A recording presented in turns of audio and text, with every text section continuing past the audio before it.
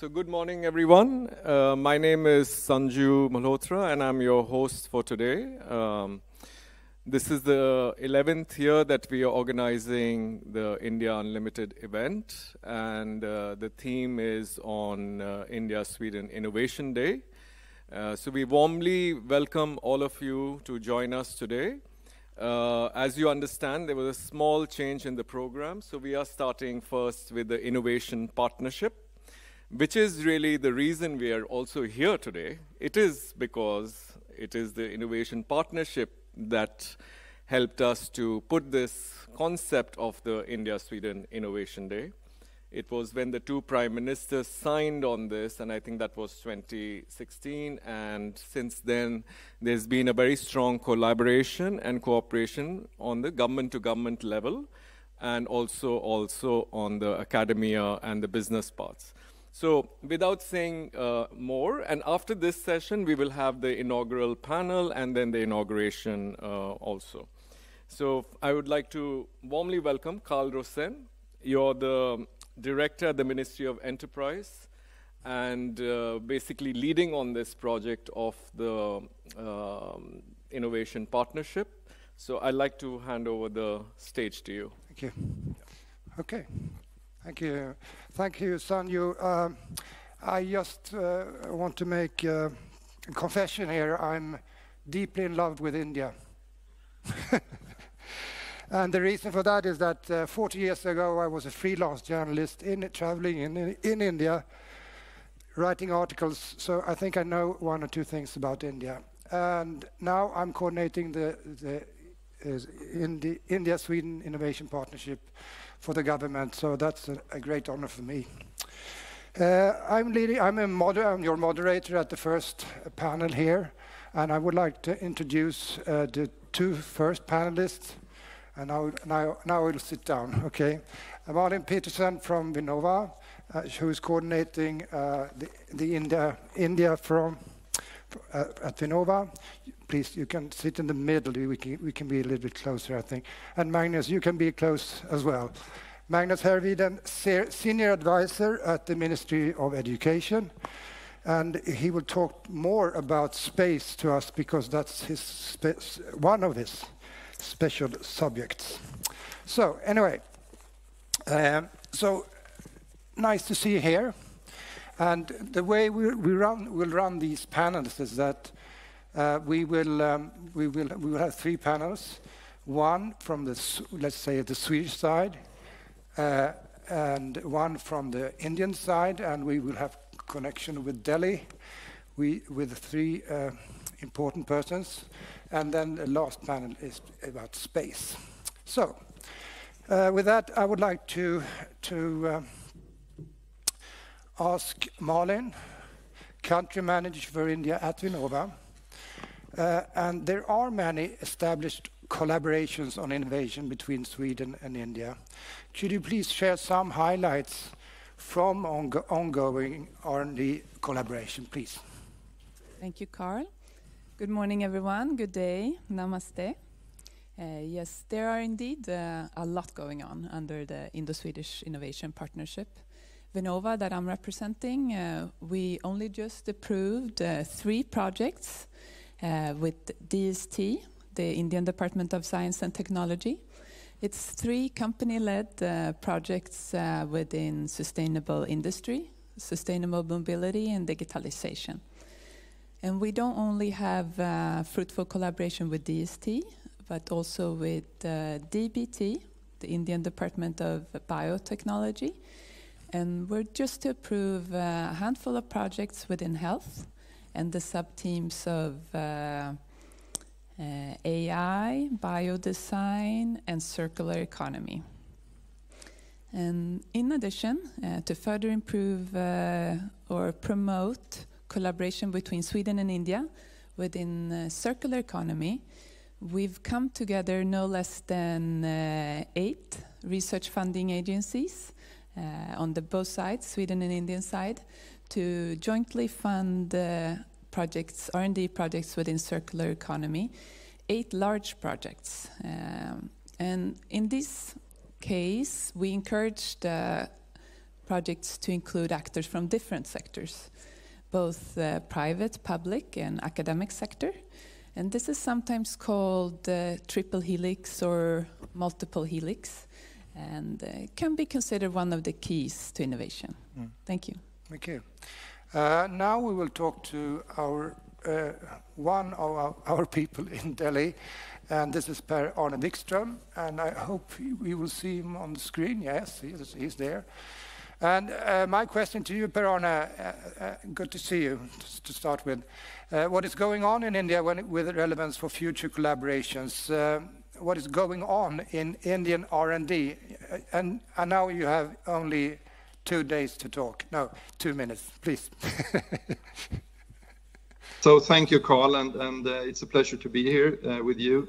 And this first question, of course, what's going on in India is basically, it's like asking about what's on the smorgasbord that you can try and taste. There's a lot of things happening, of course. We have an R&D landscape in India that is rapidly evolving, both because, of course, the growing economy, and we have young entrepreneurs out there. We have government-led missions, and you have also private sector engagement. So everything is basically in place for creating a very interesting future in this country.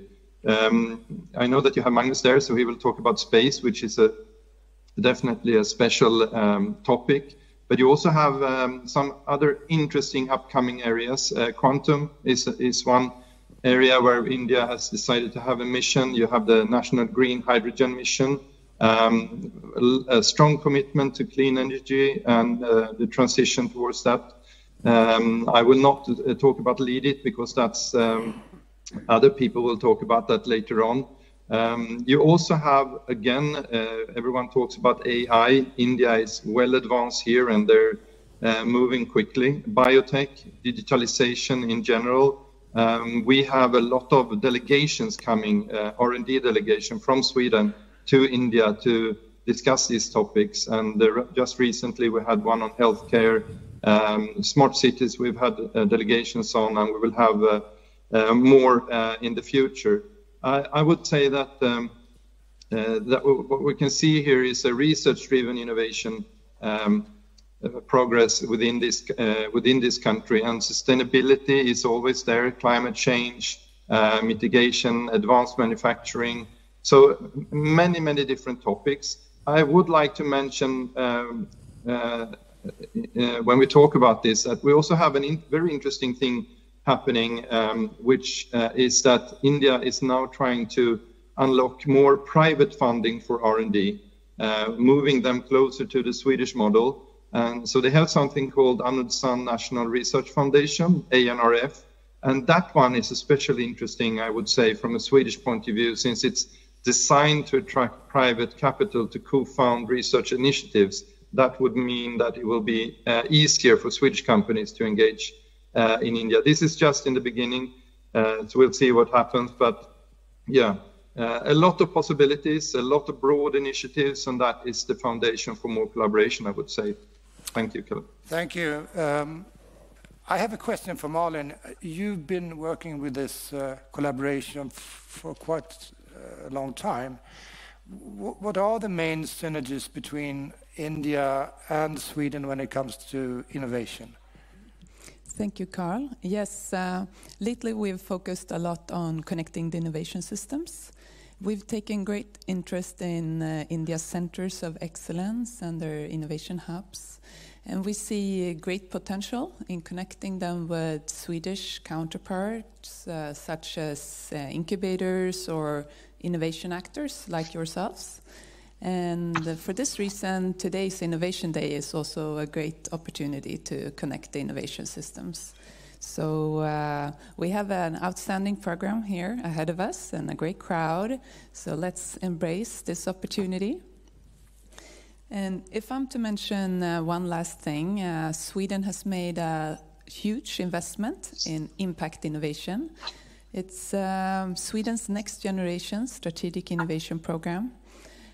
It's a long-term investment aiming to increase the pace of transition to a sustainable society. And impact innovation uses a mission-oriented approach to innovation. And it's about breaking down silos, getting people together, stakeholders that would not have met otherwise, and get them or allow them to talk about problems and the way ahead.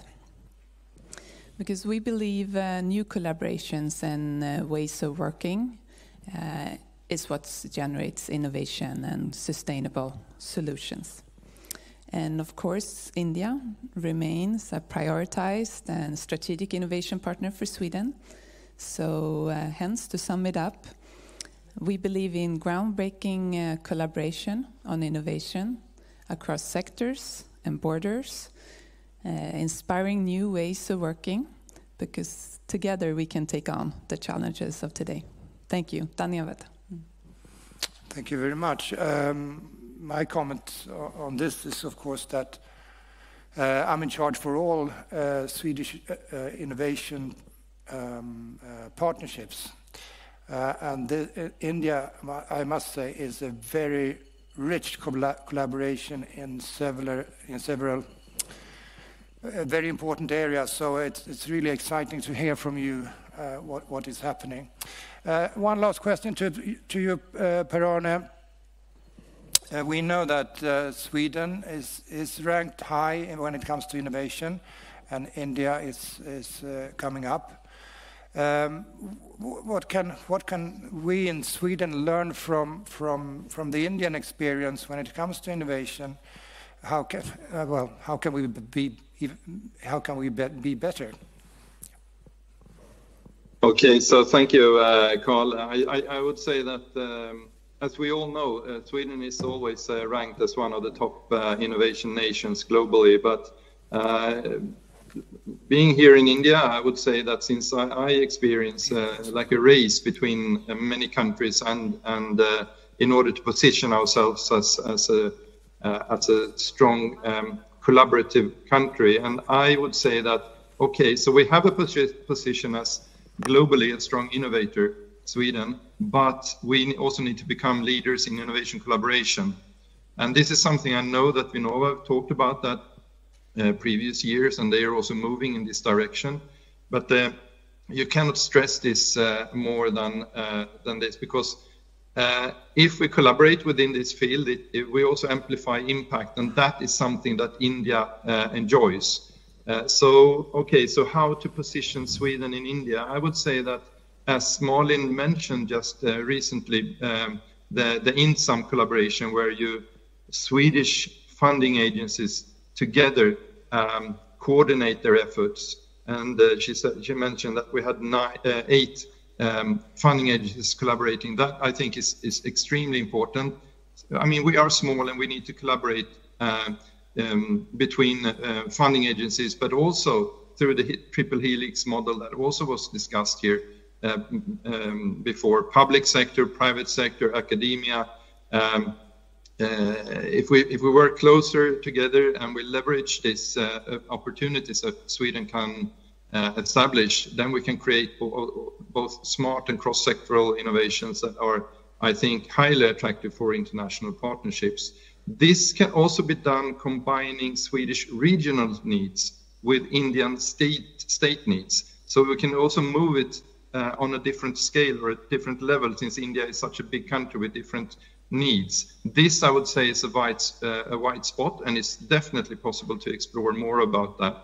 And then finally, I would also like to mention, when we talk about how to position Sweden in India, we can also collaborate within the Nordic framework.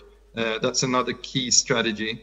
We have collaborated within, for instance, now at the moment we're collaborating with battery energy storage with the Nordic countries to promote Nordic as an expert area in the world within this field. We've also done it within other fields. And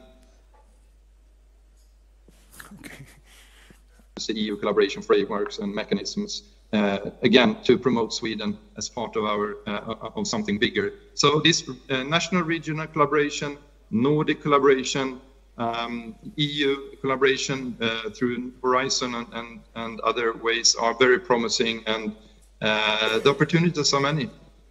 Thank you. Thank you very much. Perfect.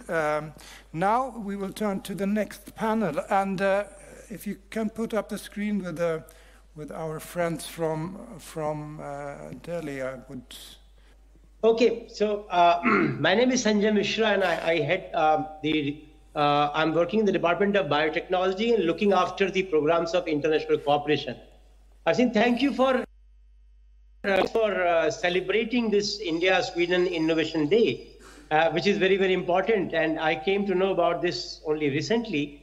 I think already Malin has, given the broad overview about the various cooperations which we are doing, and other speakers from Sweden side who are speaking from Sweden and also from New Delhi office, they have given the large overview about the cooperations and the various areas. From DBT perspective, I would like to reiterate the areas where we are already working, which are natural fit, because we always look the Swedish science and technology and Swedish society, the Nordic countries, as not only but innovative, but more important, a sustainable society and a sustainable economy and sustainable technology and science and technology.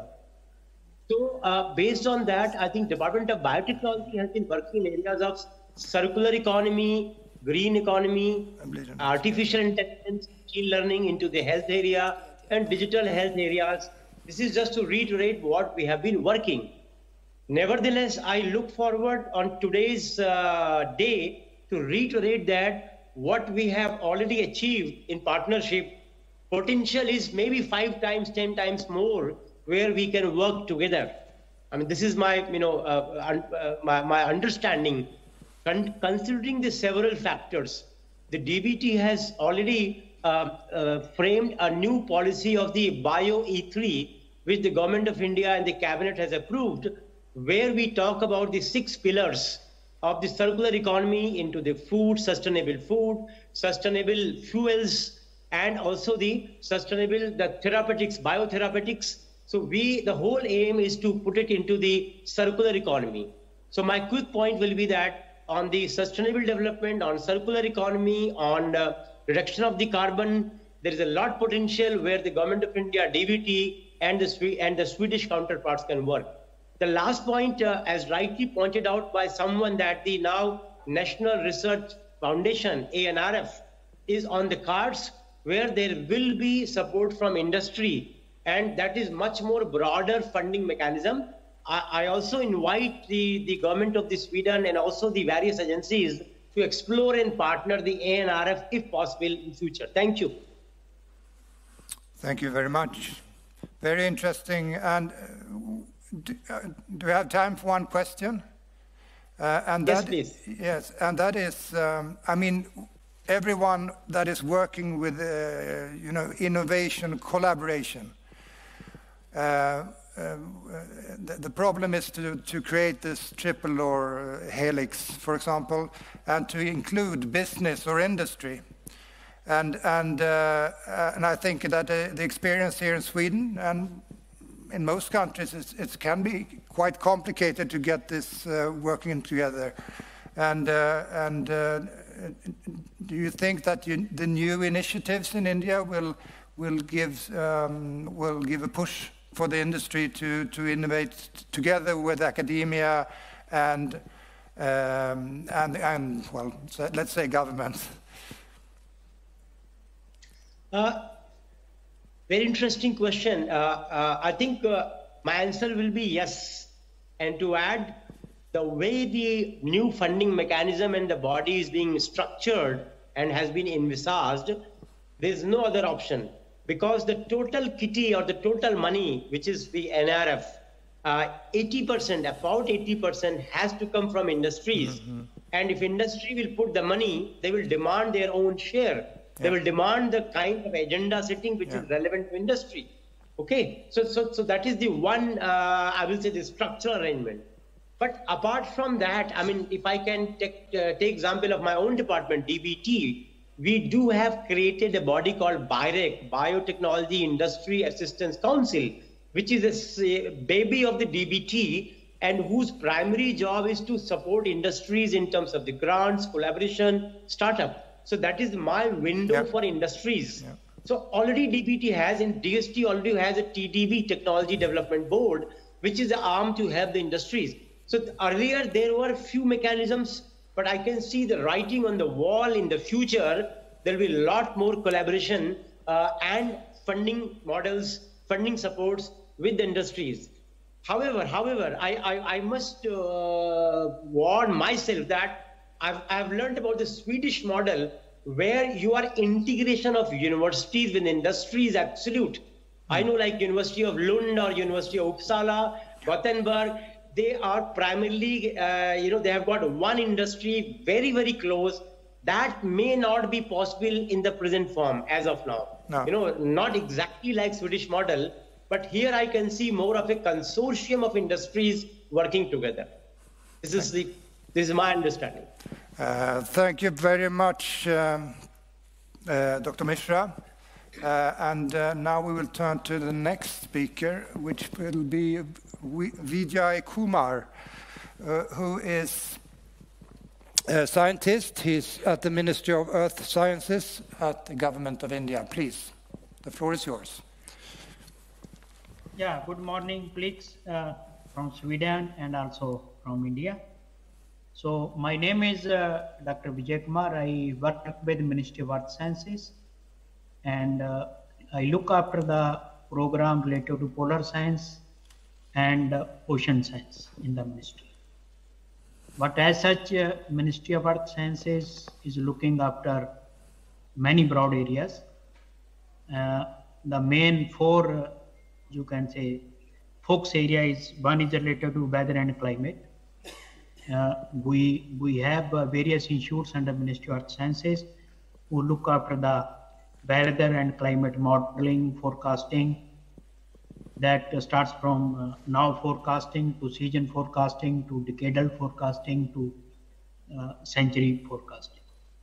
Then we have another program related to ocean science, in which we take care of the various issues related to oceans, whether it is ocean observation, whether it is ocean technology development, whether it is living and non-living resources from ocean. Then we also have a program related to polar science. That is, India has stations in Antarctic and Arctic, so we take care of the activities in polar science. Then fourth area of, you can say, focus of Ministry of Earth Sciences is related to earth sciences or specifically to seismology. So whatever seismological network related to this thing is, we have that mandate to provide the network. So these are the main, you can say, focus area of Ministry of Earth Sciences. And we have already existing collaboration with Sweden. One is, as Malin has told, we have under circular economy, we have funded 2 projects along with Sweden. And then we have some collaboration related to polar science also. One of the antenna, Sweden antenna has been put up at near to one of the Indian research station in Antarctica. So we are collaborating that. We have also one MOU with the Sweden Polar Institute related to polar studies, and we have some discussion recently with some universities in Sweden related to some cooperation related to this polar science and specifically to Arctic areas. As you may be knowing, India is one of the observers in the Arctic Council. So we are looking forward to have some more collaboration with the different Arctic Council countries, including Sweden, in the Arctic, in the polar science regime also.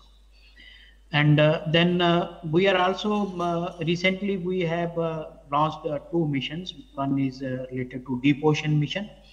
And then another one is related to Mausam mission. Mausam mission means weather mission.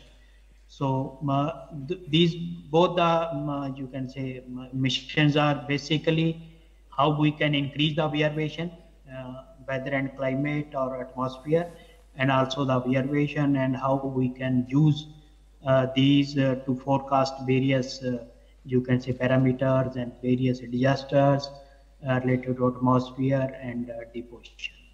In deep ocean, we are also looking after how we can take care of the resources which are available in the ocean, both within the EEZ area of any country and beyond national jurisdiction area.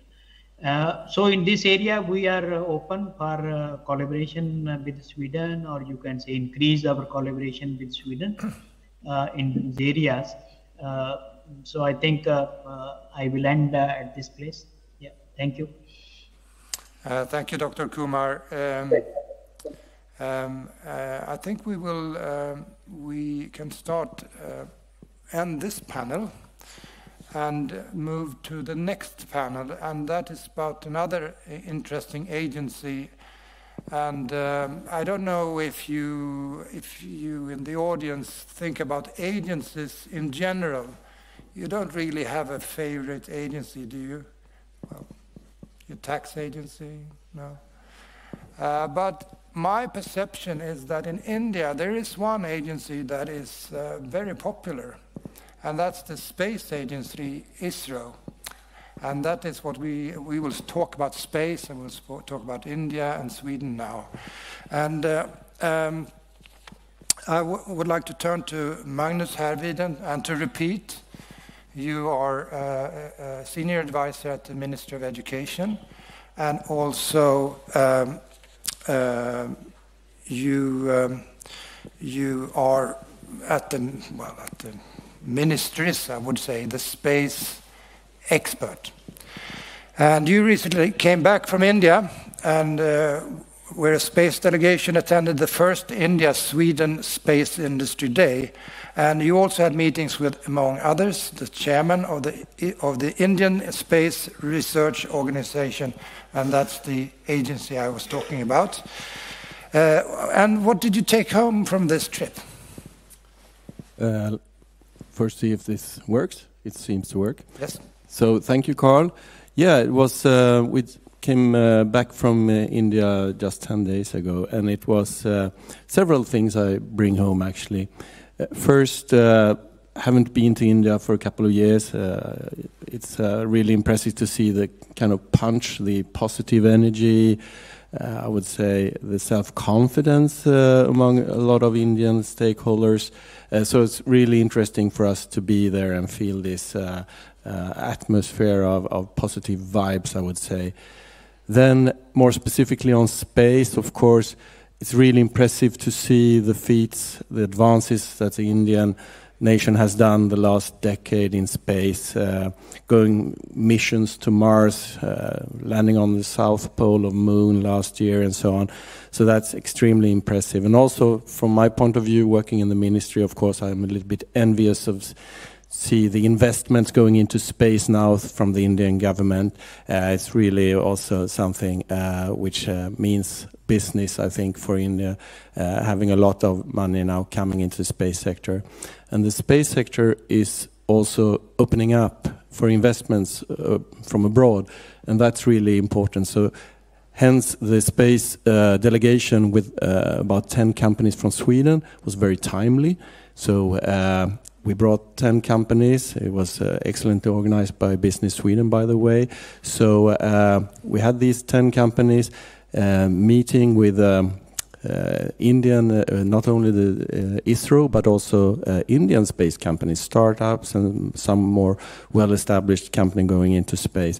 So I think that opens up for a lot of opportunities now, looking forward, since we also have a thriving, I would say, startup and entrepreneurship scene in Sweden. So there should be a lot of opportunities to explore.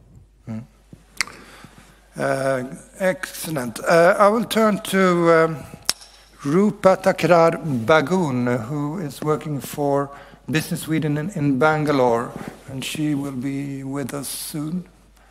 Rupa is there, great. Rupa, you were one of the participants at this delegation trip from Sweden going to the first India-Sweden Space Industry Day. And what are your impressions after this trip, please? No, thank you. Thank you so much. And good morning and namaste, everyone. And thank you for having me in the panel. So firstly, we feel very proud of co-hosting this business delegation from Sweden to India within space and in arranging a space industry day in collaboration with Team Sweden and In Space. The objective of the India-Sweden Space Industry Day was to promote the Swedish space ecosystem capabilities and accelerate industry engagements between both countries, as well as meeting and hearing company presentations from 10 Indian companies focusing on space, and of course the Swedish companies that participated. And the companies that were involved ranged from SMEs to large companies from both the countries. The session itself was inaugurated by Mr. Håkan Jevrell, Sweden's State Secretary for Foreign Trade, along with Magnus Härviden, that is on the couch with you today. And through this delegation then, we organized 2 networking sessions with 50+ stakeholders from the space industry in India. And we also arranged 6 company visits to Indian space companies, including startups and large players. So to answer your question, my impression of the Industry Space Day was that this delegation not only helped Swedish companies to explore enormous opportunities and developments happening in the space ecosystem in India, but it also created awareness about Sweden's advanced and innovating offerings in the space sectors to the Indian stakeholders. And further, I want to mention that the Swedish delegation was very impressed by India's ambitions and space program, and we saw a lot of synergies and opportunities where Swedish excellence can contribute to India achieving its goals in space. And we also saw that our countries share a passion for engineering and the vision of a sustainable space industry. Thank you. Thank you. The space industry is... my impression is that it's a very specialized industry with people with deep knowledge and in specific areas and so forth. And Magnus, before we go to the next question for the audience, what are the main components here? Is it rockets? Is it satellites, or what? Is it only research or whatever? I mean, because that must be very important when you try to find the new areas to cooperate with between Sweden and India, please. Yeah, so you actually have several components. I mean, first you have what you might think is the space industry. That's engineers in white clothes doing very advanced things, and that's true. That's needed, and it's a very important part. But also now space is part of everyday societal functions. So actually, companies coming from other sectors now being able to use space data, for instance, in their ordinary daily routines and processes, that's very important too. So we see a mix of traditional space companies, but more importantly also a lot of other companies coming in.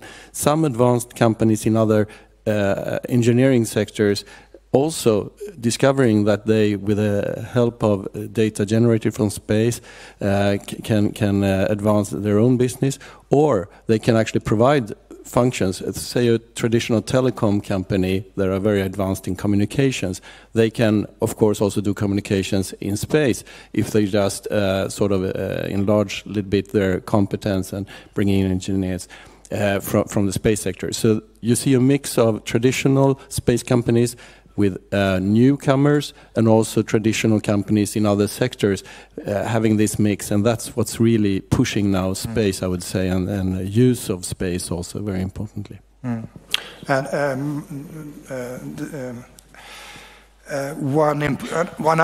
Another impression is, of course, that a lot of politicians and, of course, governments like space because it's exciting and so forth. And it's an industry where there are so many different values, not only business values. And so it's very hard to. It's not hard, but it takes a lot to cooperate in these areas. And I assume that is something that was on the agenda as well. No, definitely. A lot of space projects are very complicated. It is rocket science. So it's actually international collaboration, especially for a small country like Sweden, is necessary. We are part of European Space Agency, ESA, and we also do a lot of bilateral agreements. There is one between the Swedish National Space Agency and ISRO since many years, almost 40 now. So that's really necessary. And talking about that, actually, during this visit, the State Secretary Håkan Jevrell handed over an invitation to the chairman of ISRO, Dr. Sommarnath, to come to Sweden with a space delegation. So that's hopefully going to take place maybe next year. So we are hoping that also will further enhance the collaboration and opportunities between Sweden and Indian stakeholders in the space sector. Interesting.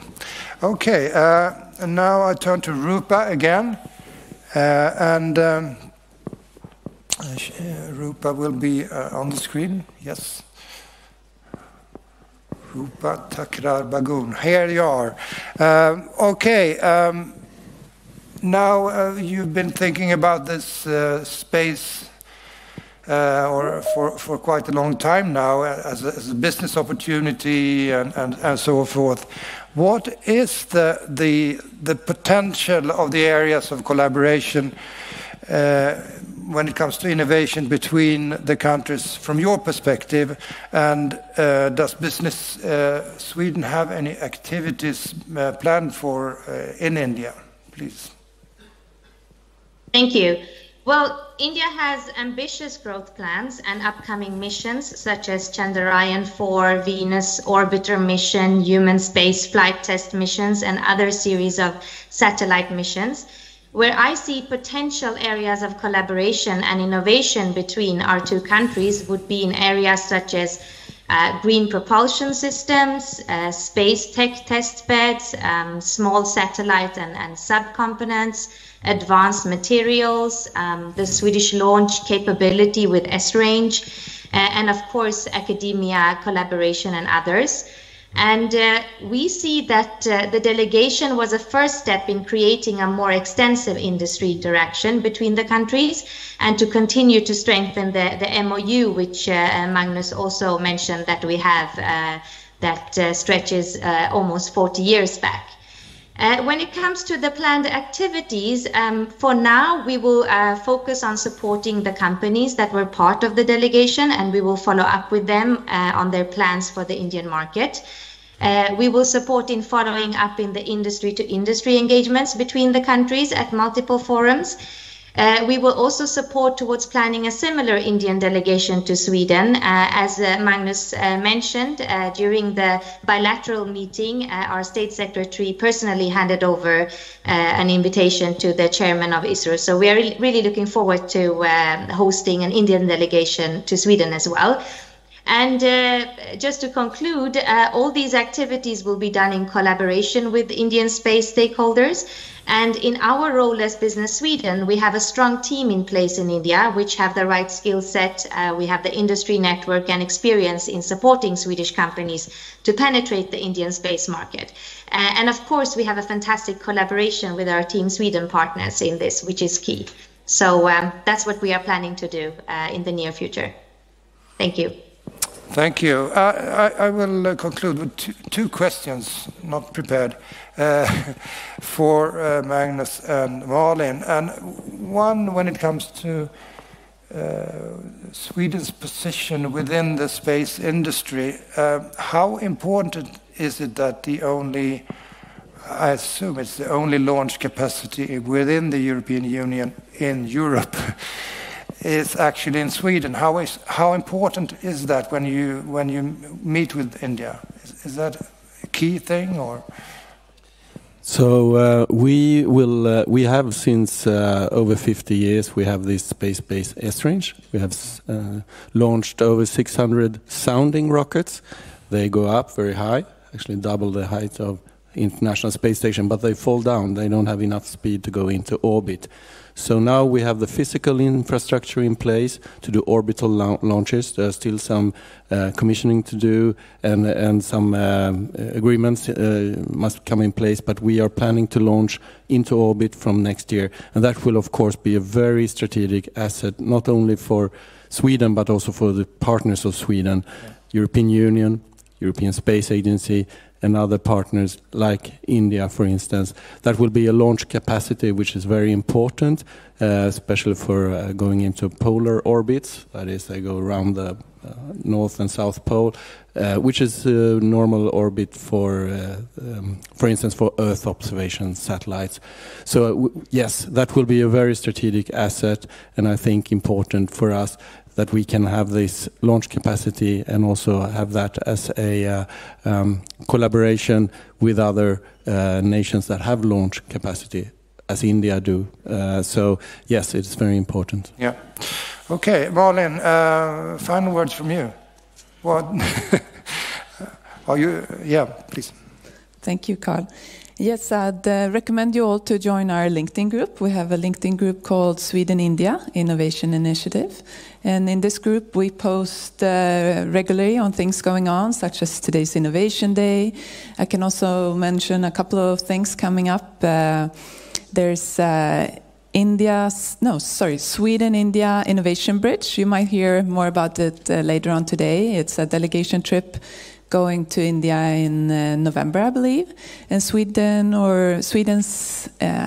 innovation agency, Vinnova, that I'm representing, we're granting travel grants to SMEs joining this trip. It's a trip to connect innovation systems organized by SIBC, Sweden-India Business Council. So if it's something for you, reach out to any of the staff in this organization. And if I may mention one more thing, Vinnova regularly organize open information meetings where you can also learn more on what's going on. And we're planning one in February. It's a joint information meeting for cooperation with countries in Asia, but India will have we have a strong emphasis on India in the program. So thank you again, Carl. Thank you very much. And with that, I want to conclude this session and thank our panelists here in Stockholm and also in India with a big hand of applause. Thank you.